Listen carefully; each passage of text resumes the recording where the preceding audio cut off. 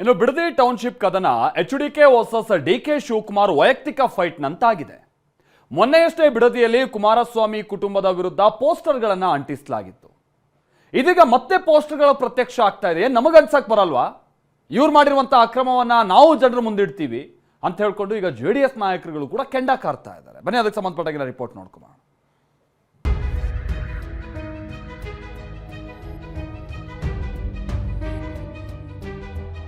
DK Shivakumar versus Kumaraswamy Bidadi ಜಟಾಪಟಿ.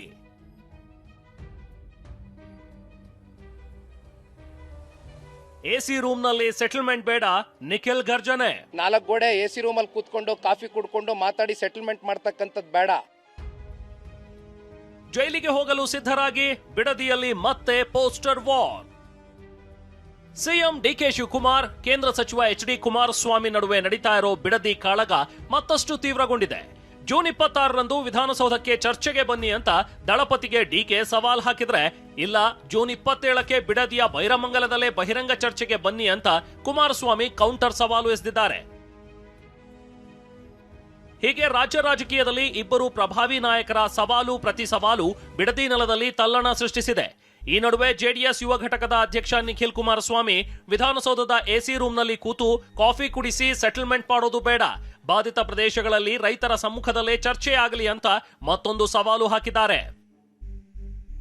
ಇವರು ವಿಧಾನಸೌಧಕ್ಕೆ ಒಳಗಡೆ ಕರೆದು 4 ಗೋಡೆ ಎಸಿ ರೂಮ್ ಅಲ್ಲಿ ಕೂತ್ಕೊಂಡು ಕಾಫಿ ಕುಡ್ಕೊಂಡು ಮಾತಾಡಿ ಸೆಟಲ್ಮೆಂಟ್ ಮಾಡ್ತಕ್ಕಂಥದ್ದು ಬೇಡ. ಇಲ್ಲಿ ಆಗಿರ್ತಕ್ಕಂಥದ್ದು ಬಾಧಿತ ಪ್ರದೇಶಗಳೇನಿದೆ ಅಲ್ಲಿ ರೈತರು ಸಂಕಷ್ಟದಲ್ಲವ್ರೆ ಯಾವನು ಇಲ್ಲಿವರೆಗೂ ಬಂದಿಲ್ಲ. ನಾವು ಕ್ಲಿಯರ್ ಆಗಿ ಹೇಳ್ತೀವಿ, ಒಂದು ಜರ್ಮನ್ ಟೆಂಟ್ ಹಾಕಿ, ಒಂದು ಯಾರ್ಯಾರು ಪಾಣಿದಾರರಿದ್ದಾರೆ, ಯಾರ್ಯಾರು ಆಧಾರ್ ಕಾರ್ಡ್ ಹೋಲ್ಡರ್ಸ್ ಇದ್ದಾರೆ ಕೂರಿಸಿ, ಪರ ಯಾರಿದ್ದಾರೆ ವಿರೋಧ ಪರ ಎರಡು ಕಡೆ ಕೂರಿಸ್ಕೊಂಡು ಒಂದು ಬ್ಯಾರಿಕೇಡ್ ಒಂದು ಸಿಸ್ಟಮ್ ಮಾಡಿ ರೈತರ ಸಮ್ಮುಖದಲ್ಲಿ ಸತ್ಯಾಸತ್ಯತೆ ಏನಿದೆ, ಎಷ್ಟು ಜನ ಕೊಡಕ್ ರೆಡಿ, ಈ ಕೊಡಕ್ ರೆಡಿ ಇದ್ರೆ ಪ್ರಾಜೆಕ್ಟ್ ಮಾಡ್ಲಿ ಸ್ವಾಮಿ, ನಾವೇನ್ ಹಿಡ್ಕೊಂಡು ಕೂತಿದೀವ.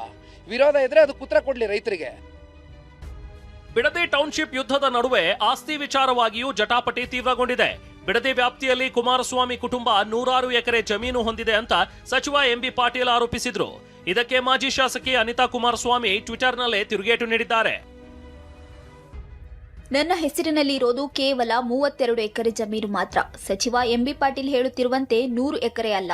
ರಾಜಕೀಯ ದುರುದ್ದೇಶಕ್ಕಾಗಿ ಮನೆಯವರನ್ನ ಎಳೆದು ತರುತ್ತಿದ್ದಾರೆ. ವೈಯಕ್ತಿಕ ವಿಚಾರಗಳ ಬಗ್ಗೆ ಚರ್ಚಿಸುವ ಕೀಳು ಮಟ್ಟಕ್ಕೆ ಯಾರೂ ಹೋಗಬಾರದು. ಅನಗತ್ಯವಾಗಿ ನನ್ನ ಬಗ್ಗೆ, ನನ್ನ ಕುಟುಂಬದ ಕುರಿತು ಇಲ್ಲಸಲ್ಲದ ಆರೋಪಗಳನ್ನ ಮಾಡಿದರೆ ಕಾನೂನು ಮೂಲಕ ಅಂತವರಿಗೆ ಉತ್ತರ ಕೊಡುತ್ತೇನೆ.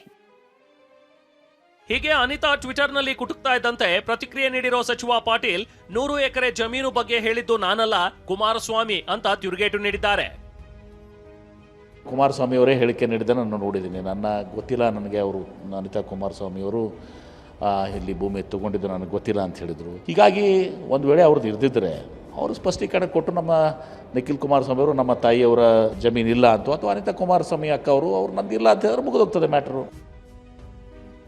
ಬಿಡದಿ ಕೆಸರಚಾಟದ ನಡುವೆ ಪೋಸ್ಟರ್ ವಾರ್. ಬಿಡದಿ ರಾಜಕೀಯ ಕೆಸರಚಾಟದ ನಡುವೆಯೇ ಬಿಡದಿ ಮತ್ತು ಬೈರಮಂಗಲದಲ್ಲಿ ಮತ್ತೆ ಪೋಸ್ಟರ್ಗಳು ರಾರಾಜಿಸಿವೆ. ಕೇತಗಾನಹಳ್ಳಿ, ಹಲಗೆ ಒಡೇರಹಳ್ಳಿ ಭೂ ಹಗರಣದ ಆರೋಪ ಹೊರಿಸಿ ಕುಮಾರಸ್ವಾಮಿ ಜೈಲಿಗೆ ಹೋಗಲು ಸಿದ್ಧರಾಗಿ ಎಂಬ ಬರಹ ಇರೋ ಪೋಸ್ಟರ್ಗಳನ್ನ ಅಂಟಿಸಲಾಗಿದೆ. ಇದು ಜೆಡಿಎಸ್ ನಾಯಕರು ಕೆರಳುವಂತೆ ಮಾಡಿದೆ.